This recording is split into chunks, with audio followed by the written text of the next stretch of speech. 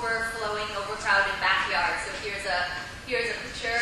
You can see township housing and then backyard shacks. So people call themselves backyarders.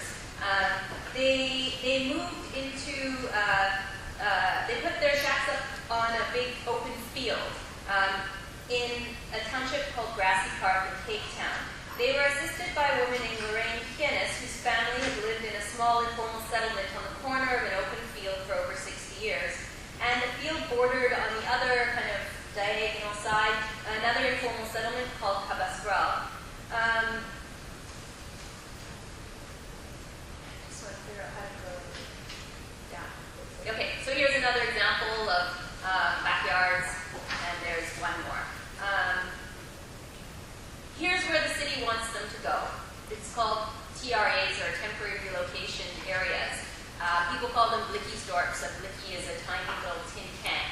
And they are tiny little tin cans. They're boiling hot in the summer and freezing cold in the winter. They're really far on the margins of the city, and they've been deemed unfit for human life unless considered temporary. And many of these have been up for 10 years or more. So people know that they're not going to be temporary and they're going to be far from their social networks of support.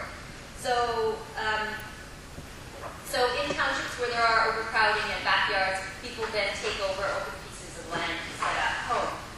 On the second day of the then mayor, Helen Zill's job, she came and said, you can't stay here on this field, but we'll move you to the corner of a sports field a few blocks away, and then we'll sort you out. We'll figure something out. A small number of people decided to get together, come from across the city to help resist in what became known as a land occupation. I at the time, was doing research on the 50,000 people earmarked by government that year for relocation to these TRAs. And this is where they then set up, on the corner of the sports field. This is where Helen Zill had set them up, in a place that became known as Zill-Rain Heights, Zill after the mayor and Rain after Lorraine. And they've now been there for 7 years. And one of the reasons why they've been there is because of this group of people who came together to do research and launch a media campaign about their right to stay there and why they should be allowed to move there as opposed to forcibly relocated to the TRAs. This paper isn't actually, it doesn't come out of the Zill-Rain Heights case, but one of the reasons why we used the media and the research was there wasn't very many people involved who were willing to support. And when we look back at some of the most successful cases of land occupations in South Africa's history, we turn to the 1970s, and the reason why a lot of those campaigns had resulted in staying was because they were politicized and they used the media. So small numbers of people politicizing media campaigns to get to stay. The most famous of which is in Crossroads in Cape Town. So this is people in Zill-Rain Heights. Part of the research was to show that it's people who have homes and have established social networks that would be lost because the government's argument was they're unemployed there, they may as well be unemployed in Delft where the blickiesdorps are. So this research was to do a survey of every single house and to present it to the media, who is there, why are they there, why should they be allowed to stay there, and using the Constitution. And one of the clauses in the South African Constitution is around people in vulnerable circumstances, women, children, disabilities. You can't evict people and make them homeless without taking those things into consideration according to the law. So this was in front of one of their many court cases, a map of Zill-Rain Heights with who was there and why. And it was quite successful, and in part a lot of what they did was they interviewed people and used the history of the place and where people came from. They made a little 8-pager where they used oral history with a few of the residents as to why they were there. Because neighbors in those overcrowded areas were saying they're just trying to jump the queue for the housing waiting list. They're just queue jumpers, they're impatient. And they were saying, no, actually, we have legitimate reasons why we can't stay in basically garages and people's backyards. So what they were drawing on was these examples of resistance to forced removals in Cape Town. This is from Crossroads, which is the most famous of which. It was the only area deemed an African squatter water camp in Cape Town to resist the bulldozers and the forced removals of the 1970s and 1980s. They were successful because of the collective public and political organizing of a group of women known as the Crossroads Women's Committee at the time. Every time they would be removed, they would come back, set up house. To the point that they had 22 congressmen in the U.S. Congress stand up and say, don't bulldoze Crossroads. So here's a picture of the larger kind of Cape Town area. There's Crossroads, it's right by the airport, so if anyone's ever been to Cape Town and gone into downtown, between there and there you've seen Crossroads. So people came from all over. Every time one area was demolished, people would come to Crossroads. These were some of the women that I interviewed about that struggle. And I was asking them about what happened in this kind of famous case of Crossroads resistance, but then what happened since then? What happened to the individual women? What happened to the issue of forced removals and the right to housing in the city? And what happened to their organization? So these were some of the women involved, and this was then at the time. So these are archival photos of them. I knew I would put my notes. Okay. So here's what they were doing, and it was the issue of them taking control of having their story told in local media, through plays, through international alliances, that won them the right to stay. So every time there were raids and demolitions, there would be photographers there, and it really publicized the issue and became a kind of cornerstone of the anti-apartheid struggle. If you look on the ANC website, the famous Women of Crossroads is there. It's kind of emblematic piece of history. So in 1998, so these are some of their media strategies that they used. This is Crossroads today, part of it. In 1998, about 300 women in Crossroads got together and sat in on council offices. And it became one of the first and one of the most intensive and prolonged service delivery protests that you see today. Today in South Africa, there's over 10,000 protests a year, mostly around public services, housing, electricity, water, education. But at the time, it was quite a shock for the ANC to be protested against. And it happened again for the first time in Crossroads. Yeah, so here's Crossroads today. Parts are formal housing, but parts are informal. Eventually, the government put up samples of show houses, and this was the kind of housing that they were planning on building. And this was what basically triggered women to get together and say, there's no way we've been waiting our whole entire lives for decent housing, and this is what we're going to get. These houses had no windows, they were shoddily built, you can see from the picture. So against this backdrop, women formed what was called the Women's Power Group in the late 1990s. And they had a list of grievances. They were talking about development money going missing, they were talking about schools, about creche, about safety and security. And they were able to attract over 300 women from across very deep personal, historic, geographical, and political divides. When their grievances weren't taken seriously by their local councillors, they approached the city council housing offices and eventually refused to move until their concerns were heard. So the sit-in started in January of 1998 on a rotating basis. 50 women at a time would come and sit and stay in the offices. And they very quickly captured the attention of the municipal and provincial authorities and the media. The ANC went and insisted that the ANC women disengage themselves from the Women's Power Group. The Women's Power Group underlying strength was its ability to unite across these differences. And after 4 months of court orders and meetings and investigations and arrests, things started to get violent in the rest of the township. And after a few months, all sides of the struggle had given up trying to prove legitimacy. And arson attacks, armed conflict, and murders began. Many women then fled from those offices to the Pan-Africanist Congress House, or office buildings, the PAC. And the state then supplied the Crossroads councillors with personal bodyguards.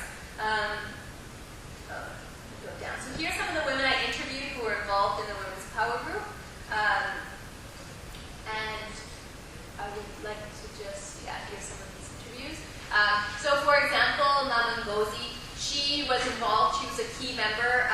Her son was killed in the violence outside of the offices, and then at his funeral, her mother was stabbed to death. So it really was quite intense. And at a high cost, the Resented Housing Project was eventually called off.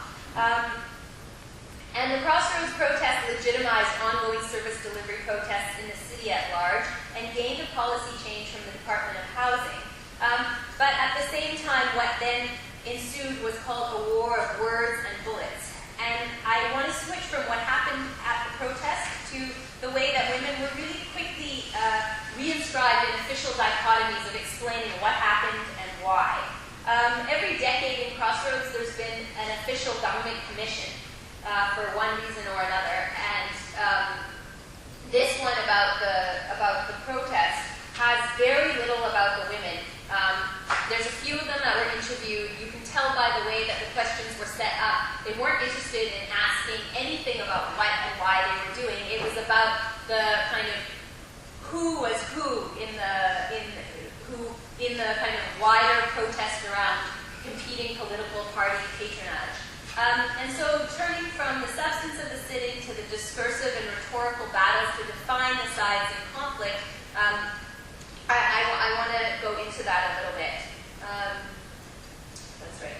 So women were quickly discredited with being backwards and against progress, with being pro-vigilante and against democracy, with being newcomers with little standing to represent or claim historical rights to Crossroads. And in isolation, it's easy to refute each one of the accusations. But I think it's important to engage in the debates because they were powerful arguments, and they were in many ways successful attempts to re-script and undermine the actions of the Women's Power Group and write them out of political debates. These labels prescribe narrow polarizations with little insight into political and historical geography of women's experiences and perspectives. So now the famous story of Crossroads is still there, and it's never linked with this protest post-apartheid. Women were called pawns of shack lords. The counselor there, who's been counselor for life, he holds MK credentials from the anti-apartheid armed struggle.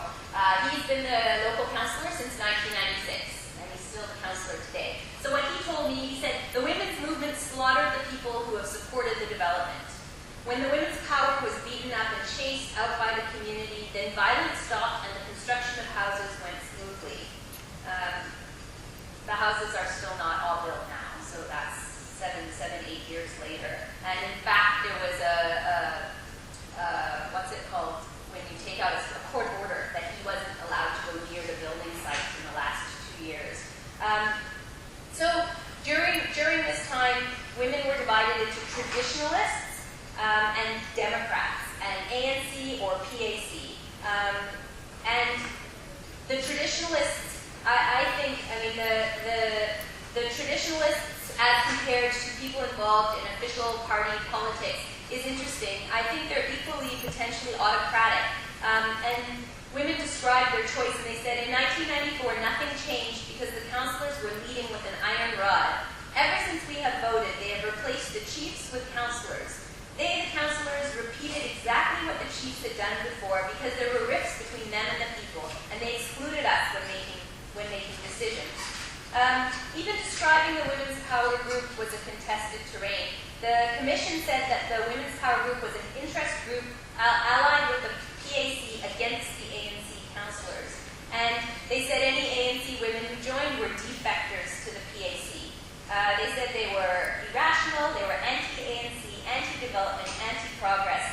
And in the analysis of the South African police, the director of police, Mr. Mpembe, was typical of the sweeping generalizations made about the Women's Power Group from high-level officials. He said the root cause of violence was the rivalry between the traditionalists, or warlords, and the Democrats, starting in the 1980s. The warlords are now part of a civic called CAAS, which is a traditionalist organization which is in conflict with the more democratic organization, Senko. The Women's Power Group is a brainchild of the warlords, especially masterminded by Nongwe in opposition to development. So there's all sorts of examples. They have a section on rivalries between traditionalist versus progressive leadership style. And at the end, the commission vindicated the councillors and said, no, this was just a PAC scam to undermine the ANC. So women's experiences and voices were not just written out, but written in and incorporated in a way where they were manipulated and undermined. At the end, the commission said there's a culture of violence and a warlord mentality of kill your opponents or chase them away. And the mayor at the time, Noma India Feketo, she testified at the commission, and she says, this problem can be solved with education regarding political tolerance and the right of people to different opinions and different political allegiances. But there's nothing in there about the day-to-day life, about housing policy, about redistribution of wealth and services in South Africa. So, in conclusion, I think this is a powerful example of a lost history, but also a manipulated history. And in more recent days, people then skip over this kind of generation or cohort of resistance history and look back to the 1970s and say, there's only a few of us, we're facing high levels of state brutality and militarization. Our best bet then is to hold on to the mechanisms of telling our own story through media and through campaigns that are very strategic in holding on to the plot, regardless of how these protests and land occupations often are in the end demobilized. But the sense of whose stories can be told, not just about particular people's experiences, but about the context and about what's happened in South Africa since 1994.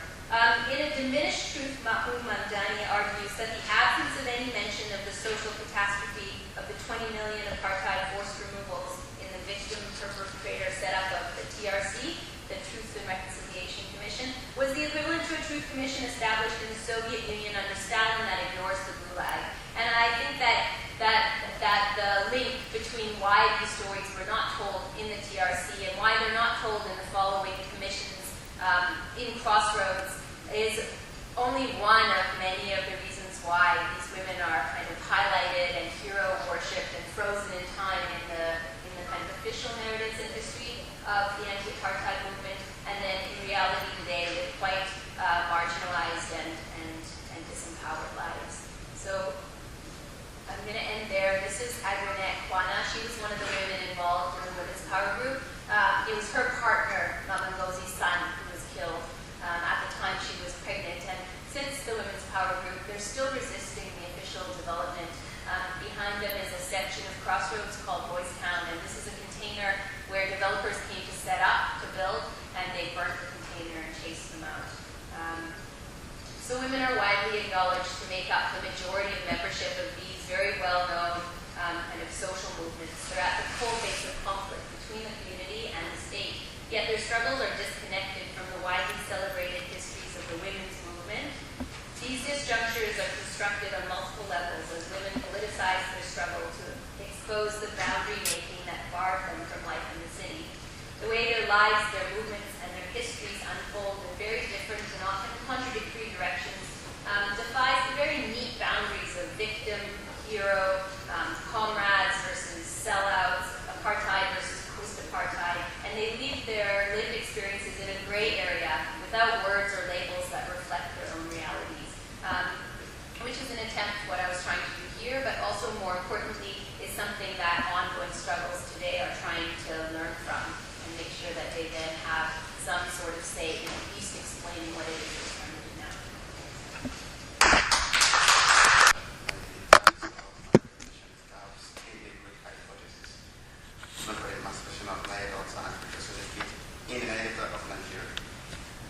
I'm Chris from the Center for Peace Studies, University of Toronto, Norway.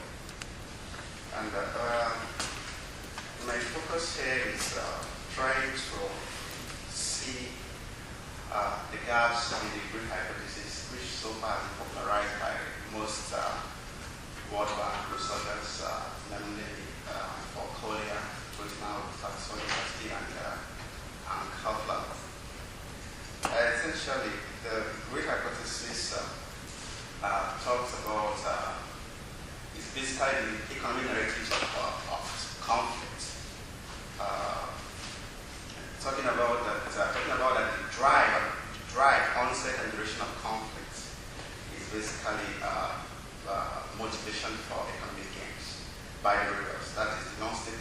majors in conflict in even state, particularly in state. But in some cases, it has not always been the case, and that is what drove me to try to dig more into into resource-rich states conflicts where available. Now, from Nigeria particularly, particularly in Niger Delta, we've had since the discovery of oil in 1956, we've had consistent conflict in the country, in the Niger Delta region. In the beginning, it was very peaceful. In 1966 particularly, it was a bit violent with violent confrontation with the Niger volunteers led by Jacoboro against the federal government. It was basically a 12-day revolution which was botched by the federal government military. And subsequently, we've had, of course, numerous peaceful protests to redress the injustice done to the people of Niger Delta by the oil companies. Of course, we've had Shell domiciled in Netherlands operating in Niger Delta. It's an oil company. We've had Chevron also. We have AGI. We have numerous big oil companies operating in the region. And the idea of adopting more ethical measures perhaps to explore or in the exploration of oil was supposed to be done, but most times, perhaps for reason I don't know, they've tried to adopt all unethical measures in the exploration of oil. Destroyed environment, first of all, the land, which to an extent was the source of livelihood of the people of Niger Delta, the water, which essentially is for fishing. Also, one of the areas in Niger Delta people use particularly of iron ore. And numerous attempts by the Niger people to ask for redress for the injustice done to them has met the report. And from the beginning of, from 2000 particularly, the youths becoming too frustrated, becoming too discontent with what is going on in the region, decided to take to more open confrontation to challenge not just the oil companies, but Nigerian government, insisting that we have the resources in our land. We have been educated to an extent. We have acquired skilled, talent that could be employed by this oil company. Yet, we are always pushed aside when it comes to employment. The idea of local content of employing by oil companies was never really observed. Most times, what we have is expatriates working in Niger Delta, where we have youths jobless in the street, not doing anything. Yet, we have people perhaps from various parts of Western Europe, and then come to the region to work. So the people took to arms, and from 2006 precisely, men, which so far remain the most sophisticated militant group in the region, emerged. And that's, with the emergence of men, the more violent competition with the Nigerian government began.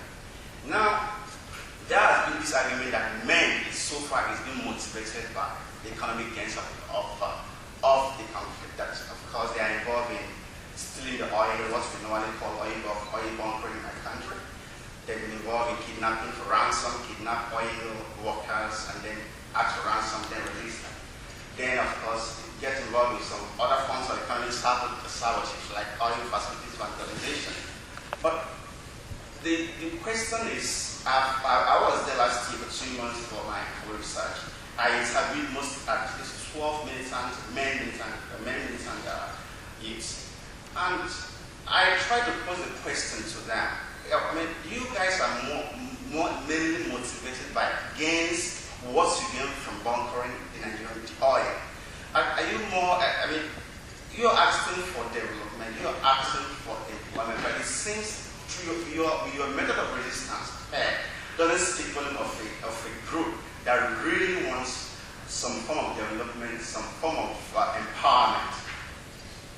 Rather, it speaks to create Now, then, I'll most like, let me just read some of the comments most of the militant group and most of the militants which I interviewed with. For example, when I asked them about if they were so much, if one of their reasons has been that they have been so much excluded from government, one of them said is that I quote, that this is the height of government rascality. You are taking our resources. No sign of government presence in terms of political leadership, in terms of representation. And under your watchful eyes, oil companies are destroying our environment. Our farms are water, and we're getting poorer by the day.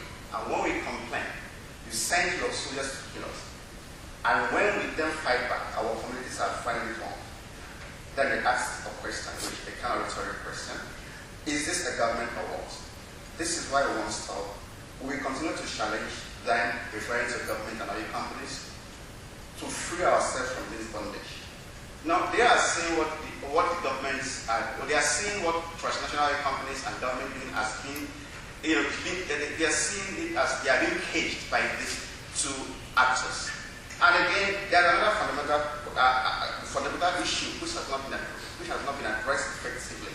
I'm trying to state why, to an extent, should move away from purely economic consideration. Why talking about natural resource conflict correlations?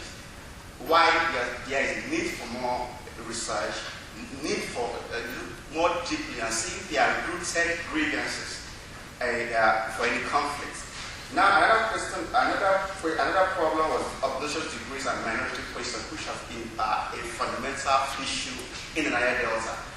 In 1978.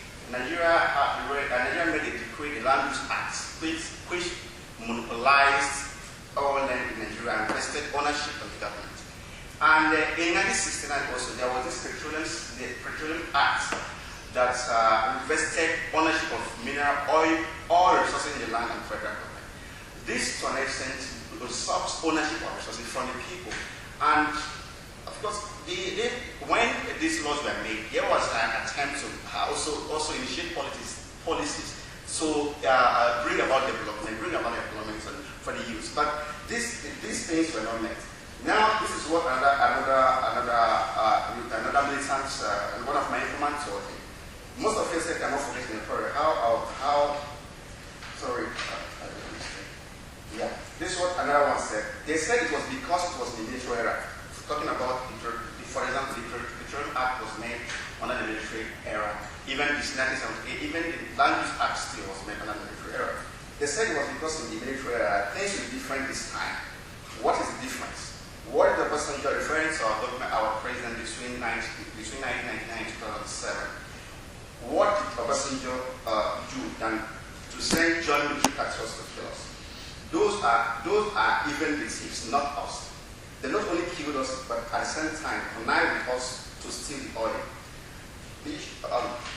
Even our brother that is now referring to the current president, that is now there, what has done for his people? Anyone that gets to the seat of power will forget the promise he made before getting there and get drunk with power. Then he just says something which I also added in my thesis. Nonsense. They are still from the idea of frustration, the idea of hopelessness, feeling that we have been so marginalized by the government, feeling that we've not only been denied economic opportunities, but we've also been denied political representation in the government. And this fact does not necessarily speak to Greek hypothesis. Rather, it speaks to more rooted grievances. That is because of the confrontation, not necessarily the Greek hypothesis as Collier and most economic narrative scholars would want us to believe. There's also a question of subjective levels of poverty and the high sense of injustice. This factor I'm enumerating here simply speaks to grievances, more of grievances as fundamental causes of conflict. Not necessarily great causes as Collier wants us to believe. Of course, if you see in different the slide. The three hypothesis was argued in three forms: financing of the rebels, meaning that illegal appropriation of natural resources, that the rebels lay their hands on natural resources illegally, grab the resources, sell them to finance the conflict. In other words, since they keep having access to natural resources, conflict will not end. Meaning that natural resources, the drive for conflict in the first place is to grab natural resources. The continuation of that conflict may imply that the rebels must keep having access to that same natural resource, otherwise the conflict will easily come to an end. Of course, there was also another element, the recruitment, which is a recruitment opportunity in this fighting made possible by structural effects. This is the only factual finance that got close to the grievance hypothesis, meaning that unemployed due to frustration, due to hopelessness, in the midst of plenty, what mean in the midst of plenty, not just being jobless, but also being, you are seeing, you have the resources in your land, you have the resources in your land, and there's this feeling that yes, we are not employed, and you are telling us to just keep holding on. For how long? Fair on for since 1956 to this is 2013. Men's group are still kidnapping, and if you ask any of them, what is your motivation for kidnapping? What's the motivation? But the answer is always because we don't have jobs. If you don't have jobs, how I have to kidnap? The answer is because that is the only way we have to capture not just the international attention to understand our plight in the region, but also to perhaps speak to these oil companies to ask. Now, you ask them why bunkering oil? What they always say is, of course, what they've told me during my research with them was, we don't just bunker oil. We have even people in the government who are with us in this game. We have politicians that support this say we have to. It's like a conspiracy between the militant groups, the political elites, the oil company employees. All these parties are involved in oil bunkering, not just the militant group. But if you read through hypothesis very well, Collier and Hoffler essentially blame the rebel group for any conflict, excluding the government, seeing the government as being predated upon. But both the government and the rebel groups are all predators. So my argument was not just the economic gains comes with method of resistance, but essentially what are the problems and what gave rise to the conflict are the structural injustice well rooted in the Nile Delta. The question of unemployment, the question of devastation of the environment, the question of destruction of the environment, unemployment, a political exclusion, what they call marginalization. These are things that have caused so much grievances among the youth that it is time we just take to arms.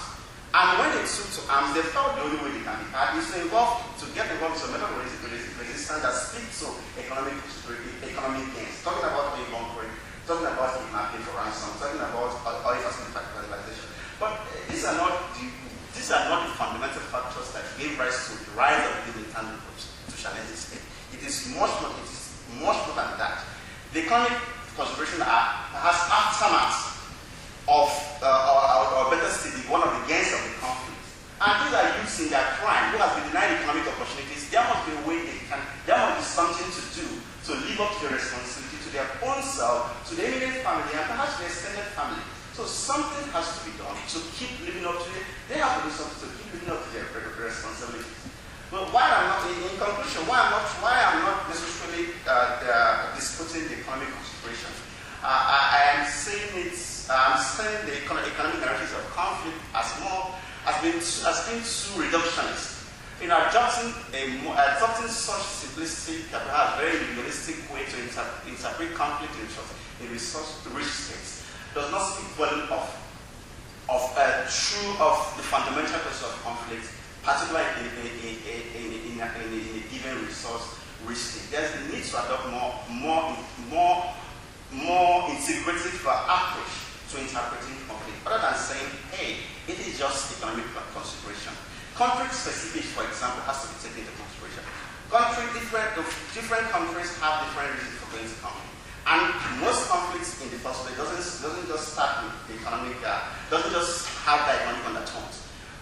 The Cote d'Ivoire, for example, that is rich in cocoa, one of the causes of the I'll run up now. One of the causes of conflict there is a cynical exploitation of ethnicity. It would have, in Cote d'Ivoire, for example, we would have what is called full-blooded Ivorians, and we have what we call immigrant Ivorians. This caused a lot of conflict in the region. In places like Colombia also, there was much even before the rise of, before the explosion of cocaine, there was more fundamental reasons why Colombia has to conflict. Much before the issue of cocaine and then drug came. So there is need for more integrative measures, particularly among the academic cycles, while trying to interpret conflicts. Taking up different countries, you go into empirical studies, take up 40 countries or 5 countries or 20 countries and then make a general statement on resource-rich conflict relations does not really speak completely to the causes of conflict in resource-rich states. Thank you.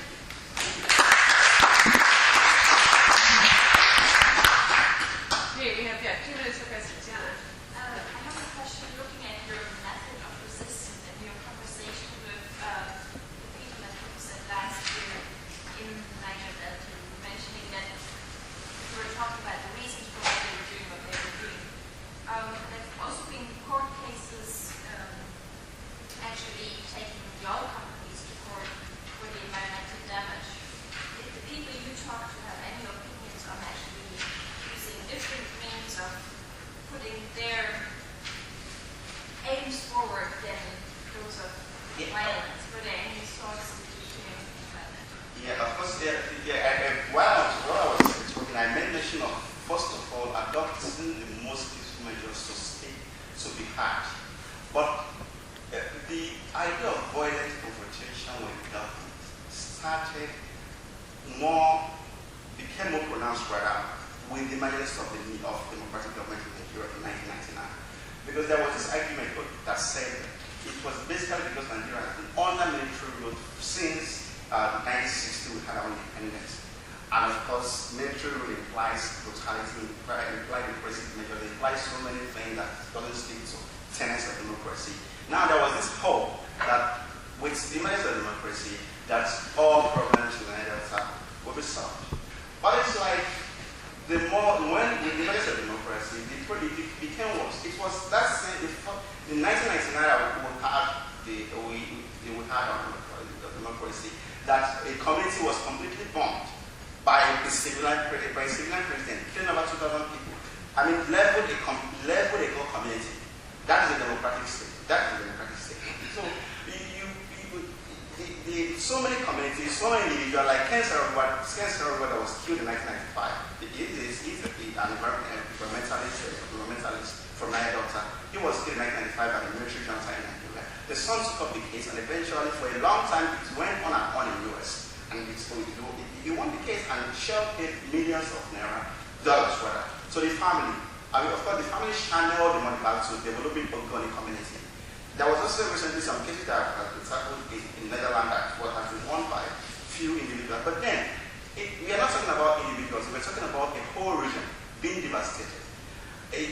Most of the youth there don't necessarily believe that why they believe in the rule of law, they call as, of course, the arbiter of justice. They still believe that, we have been so pushed to the world. There was some of that needs to tell the whole world our plight. Like the issue of kidnapping as one of the methods of resistance, it's not most of the most of the kidnappers apart from those few that are killed, most of them are released without any ransom. But the most important thing is that they've been hurt. Why they've been hurt? The problem in the region has been exposed by that new kidnapping. It's sometimes just to publicize their plight, not necessarily because they want money. I think the only thing that has really given the militants money is the oil bunkering. And that's because of the involvement of other actors. Not necessarily. Militants cannot connive with international buyers to steal oil. There must be some well-influential elites in the society, which they really confirm. Some oil company employees, conniving with them to make that possible. So, okay, we'll need to cut it there. We're already getting into the next speaker's time. Sorry, I can't questions on this one. Here. Mark Press and its role during the Nigeria Biafra War. Mark Press was a public relations firm that sold the Biafra war to the outside world. In the first place, the war started in 1967 and ended in 1970. Originally, the war was considered a domestic conflict. That was the way the Nigerian government projected it. They said, don't come, it's domestic. But in the course of the conflict, it became internationalized. It ceased to be domestic. So many governments became involved. So many groups became involved. How did the war become internationalized? That's what Mark Press did, and that's what I'm going to talk about. Unfortunately, not much has been said about the role of Mark Press in the conflict. Yet, Mark Press made the war a global issue. There were two major themes that Mark Press adopted in its propaganda. Biafra had a directorate of propaganda, one for local use and one for international. Mark Press presented the international propaganda outfit based in Geneva. Now, the two themes Mark Press adopted were genocide and religion. Biafra argued that the conflict, Nigeria was waging a genocidal war against Biafra. This was very popular in the outside world. Now, why it was popular was because it was clear that the Nigerian government was dropping bombs at civilian targets. This was reported globally. In fact, the conflict was described as a tele war because of the way some media groups got involved in the conflict. It was reported all over the world. Apart from dropping bombs at civilian targets, they also adopted starvation as a legitimate weapon of war. You see pictures. In fact, up to today, if you Google Biafra, you see pictures of starving children, dying children. In fact, this made the war very popular. The conscience of the global community was awakened to the issue, the conflict in Nigeria, as a result of this starvation as a legitimate tool of warfare. So church groups, humanitarian agencies got involved. Now, in places like the US, groups like the Jewish community had to collaborate with Catholic organizations to send reliefs to Biafra. In Germany, it was popular. Britain worked with the Nigerian government.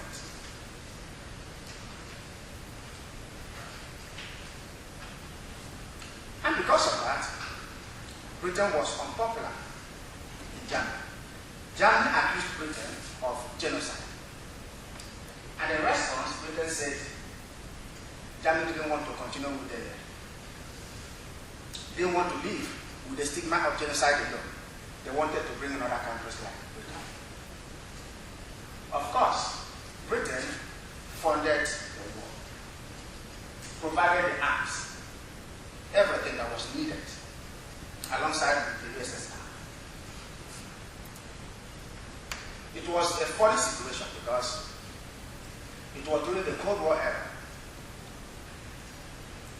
Britain collaborated with the USSR.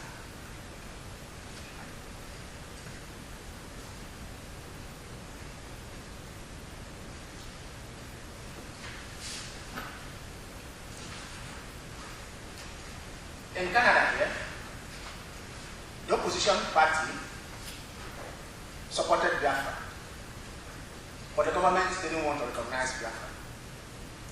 Through this felt recognizing Biafra means giving recognition to Quebec.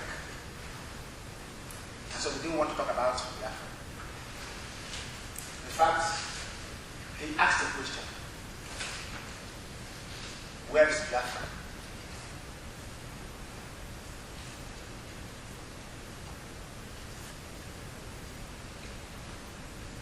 At a point, he labeled Biafrans Nazis. This was highly criticized. People said Biafrans were not Nazis.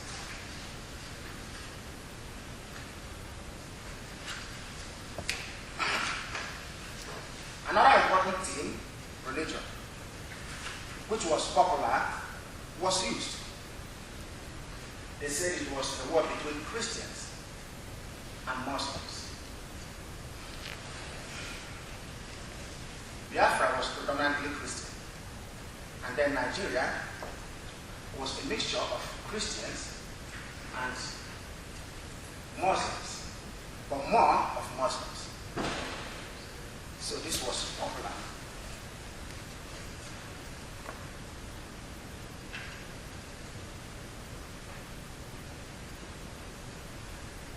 Religion as a theme was very popular in Europe. And the impact was that it attracted so many church groups in Europe. These groups gave huge religious support to Biafra.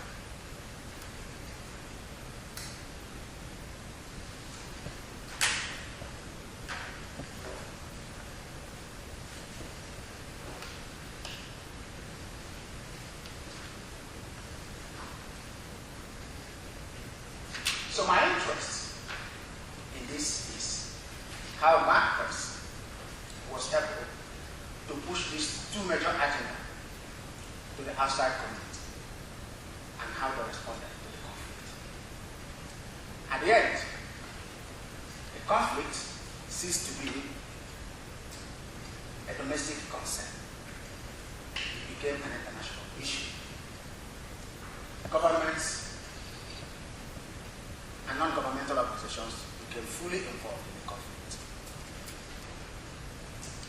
Unfortunately, the propaganda war did not win the independence for Biafra. Biafra lost out at the end of the day.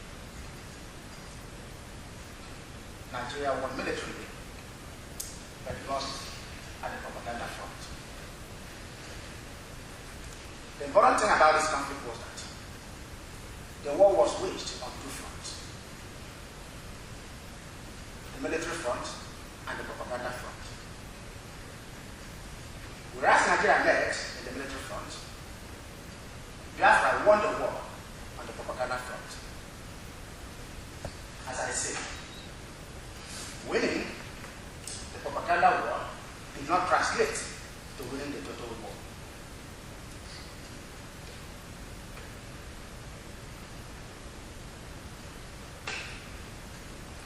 At the end of the day, Biafra got reintegrated to Nigeria and became a part of Nigeria.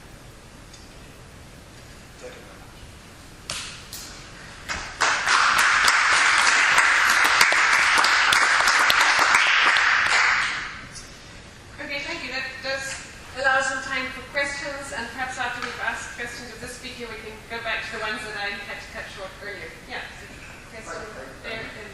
I'm Mark Press, and I'm interested in a little about there. But recently, Chino just put his memoir, of course, he was very influential after the propaganda external war, wasn't he?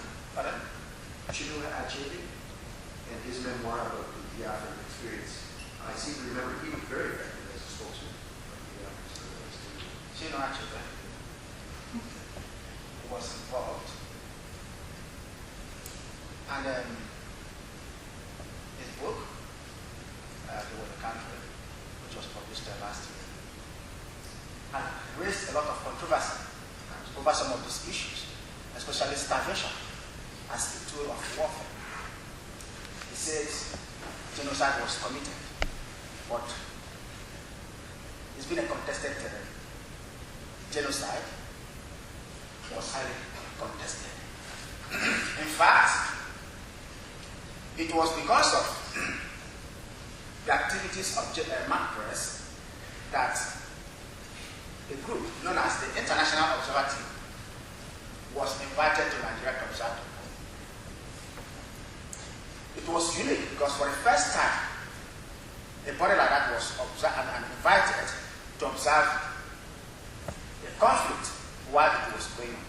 I am not sure if any such thing ever happened anywhere in the world.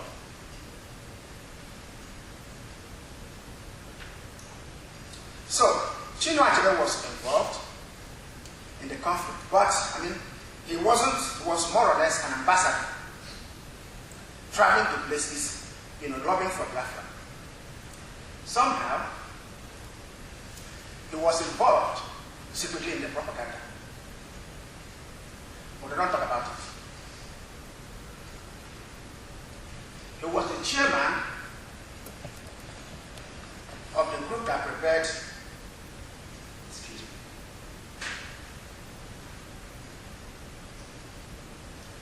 a popular document known as the Agara Declaration.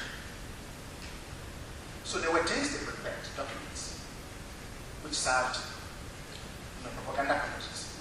But they usually don't talk about that aspect. He was involved, actively. Yeah? Does that answer your question? Okay, absolutely. Question. Yeah, okay. Thank you very much for the presentation. Yeah, I got what you said. You said that Mark Press was able to expose what was going on in the war to the international community. Fine. And my question is, then why is it that the international community was incapable or was unwilling to stop the ethnic cleansing and the genocide that Achebe talked about? So why didn't they implement anything to prevent those things from happening? And it is one of the worst cases of ethnic cleansing in African history since today. And then, secondly, after that war, why didn't the international community do anything to prosecute those responsible for those crimes and atrocities, as they did recently with people like Charles Taylor and Laurent Gbagbo? Those two questions. Thank you very much. In 2 minutes. I'm not feeling very bad, I'm very sorry. I have a lot to say. Well, as I said, it was considered a domestic conflict, and the UN in its charter wouldn't want to come. Mutant, who was France is in bloody right now. For instance. I'm coming. Mutant felt it was a domestic conflict, and then there was no reason to come. But it was beyond that. The war was fought by Britain. And Britain lobbied to make sure the United Nations didn't come. That was the major reason. Britain was solidly behind the Nigerian government and didn't want the intervention of external powers. What was the reason?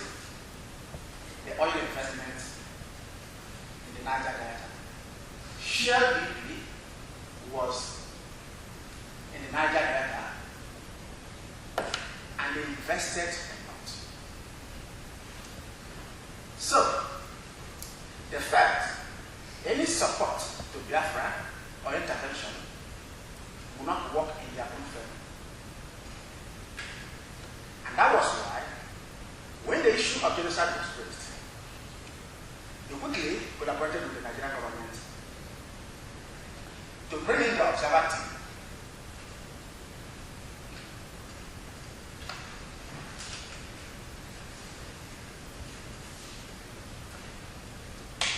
The observer team was a public relations exercise to cover up. It did not investigate that genocide, but genocide was committed. It's a fact which has been investigated. In fact, I have worked on that. I will talk about that in Siena in June. So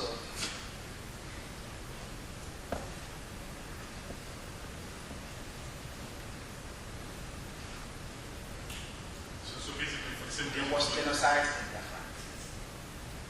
Britain didn't want it to be investigated. And they used the observer to cover up the cost.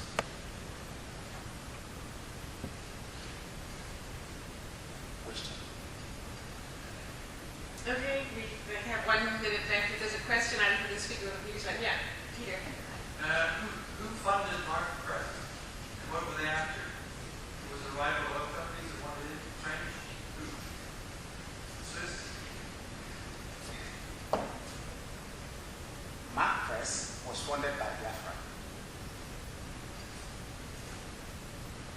It was purely managed by Biafra.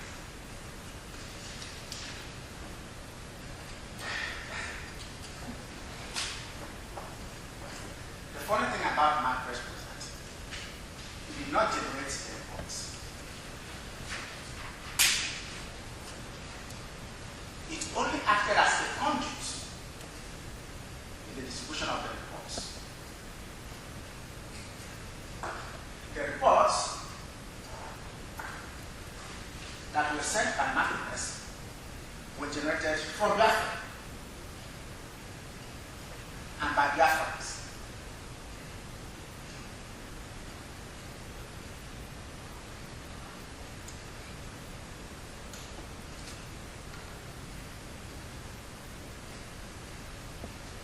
Any other questions?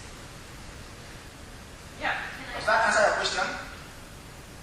Yes, okay, yeah. Can I ask a question previously? Sure. I thought you answered a really complicated question really quickly and well. But I want to ask the other speaker a question about men. I'm curious with men, I mean, there's the question of, are their grievances legitimate or are their strategies legitimate? I think those are two different questions. And I mean, for me, men, their grievances, I think men and unemployed youth in the Delta, their grievances are completely legitimate, all of the reasons you explained. But their strategies are what often then undermine people taking side with them, right? And this question of men's been around now for long. So what do youth involved with men see as the alternative? Is the alternative that they just want a piece of the pie? Or do they have a sense of, alternative development, redistribution, whatever? Is there kind of ideology being reproduced, or was there, Ken Saro-Wiwa and that generation who had an environmental, social justice view, and now men are disgruntled youth who just want to be able to feed their families? So that's what I'm curious with men, especially that they've now been around and relevant. First of all, like you said, these grunted elements, that to an extent explains the government version of interpreting men and all militant groups in Nigeria. And you also need to understand militant groups in the first place is an illegal group, not necessarily a legitimate group that is supposed to operate within a legitimate state. So in trying alternative, the men feels that, or perhaps even the communities where men operate, see men group as heroes, trying to salvage their community, trying to get back what belongs to them. While the government and perhaps international see men as a militant group who are bent on in the process of trying to emancipate the Niger Delta from government and oil companies' exploitation, got involved in violent activities, are now being fused with some kind of greed among members. Of course, the greed there is an element of greed in the men's militant group. Some of the militants I interviewed spoke a lot about the leadership being too greedy, and that sometimes, of course, when they kidnap, a few times they are being paid ransom.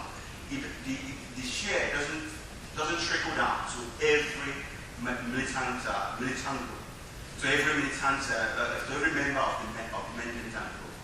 It does perhaps among the leaders. Even when the issue of amnesty program was initiated, that was in 2020 to an extent stop militancy in the Delta and reintegrate the men members and all the groups into the society.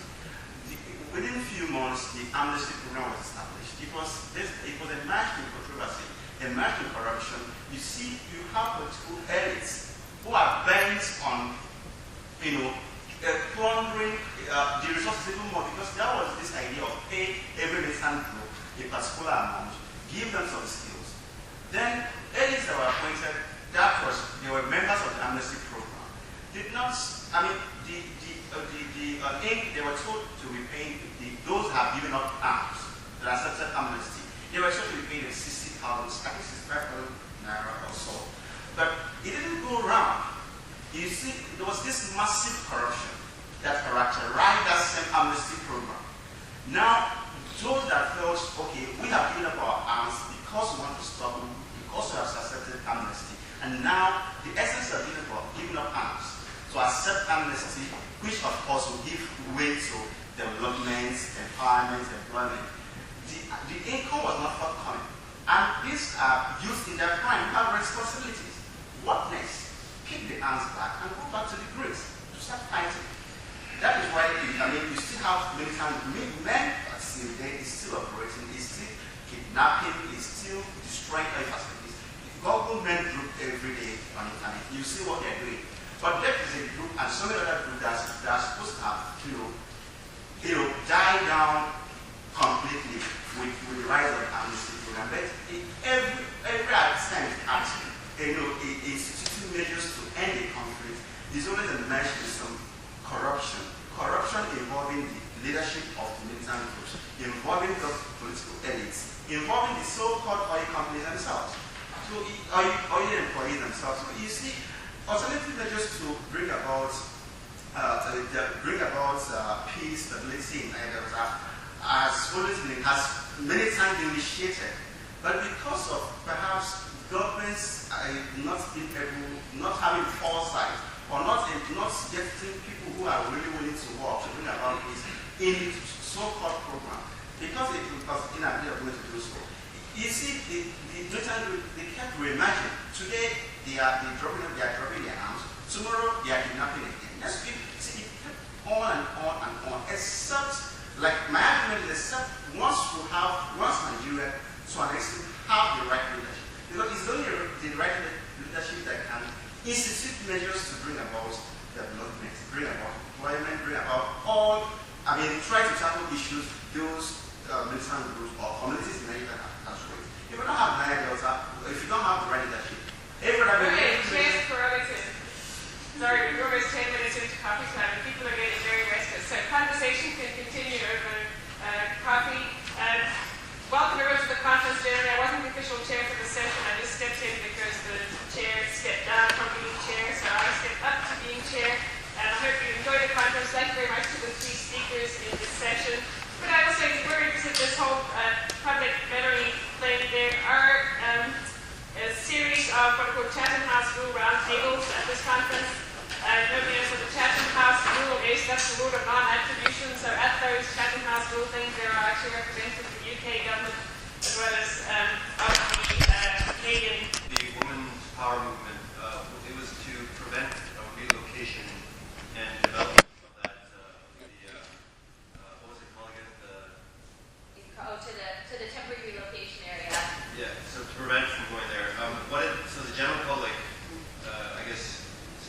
coincided with the women's power movement the entire time, or was it a gradual process of that? And like, how long did that take to get the general public on side?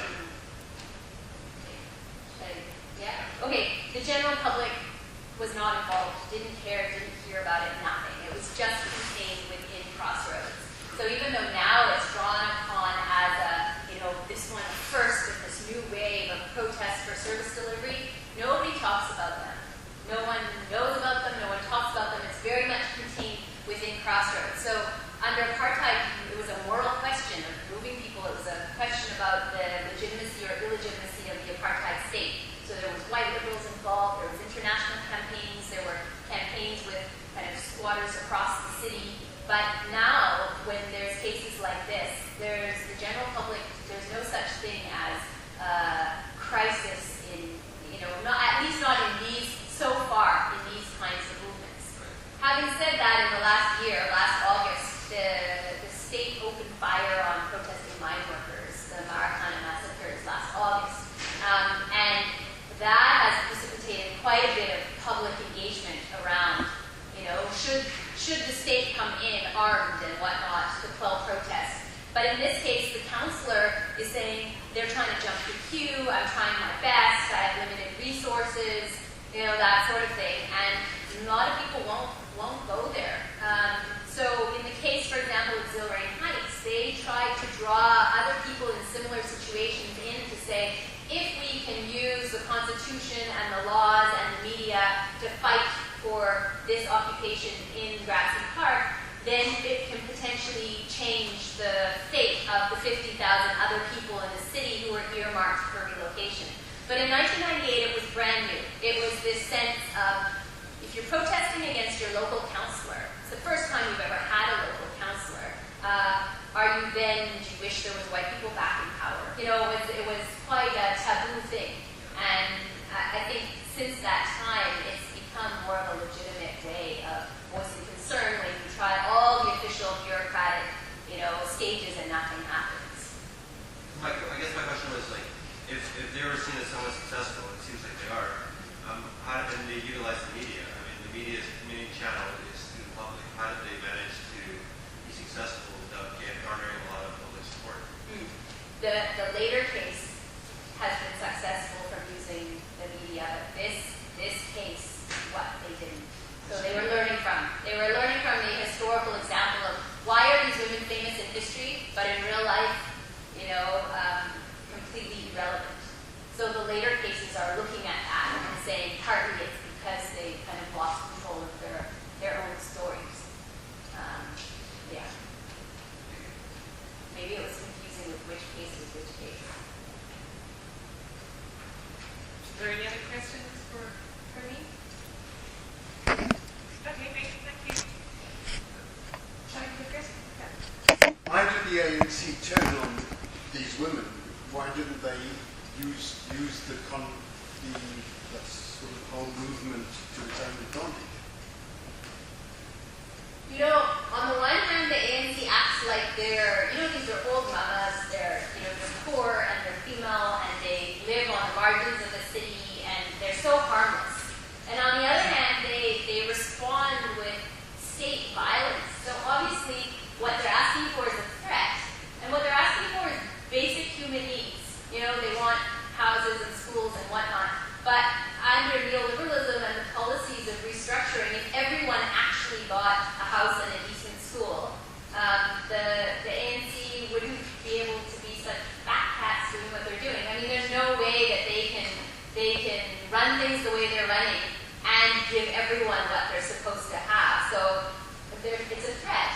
It's a threat when these women speak out for something quite simple, because there just isn't those kind of provisions in budgets. For example, in Cape Town, there are 450,000 families, so maybe about 2 million people on the waiting list for housing. So they're people who have been deemed officially, yes, your situation, you should get social housing. And they've been promised social housing and they're on the list. So the list has 450,000 families, and they build 11,000 units a year. So people are competing against each other. The local councillors sell off housing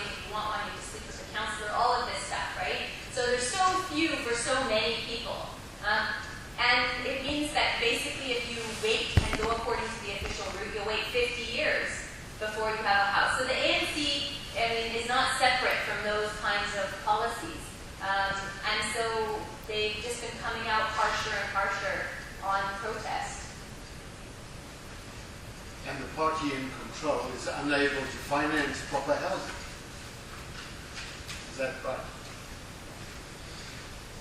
Okay, I have one more question, then we better move on. Yeah. Sorry, last question. The people living in the camps, in the housing, sorry, I keep forgetting the name of the camp, but how involved, like I assume that they get some kind of livelihood off the informal economy. How involved, like what are the general occupations of people who live in these houses? Or like what do they do informally, or is there any connection with the formal economy?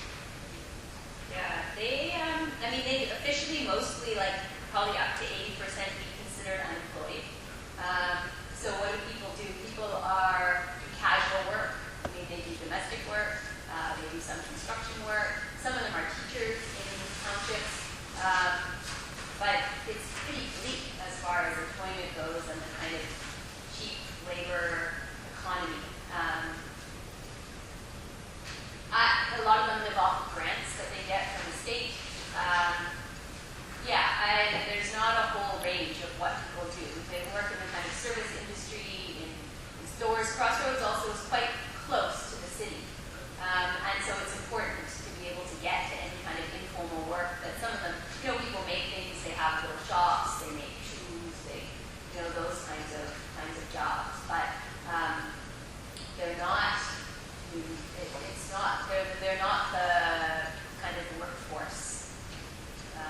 Is there a push to get out of Crossroads into another sector of the city, like by your own personal means, or is it, are most people sort of in Crossroads and they sort of stuck there?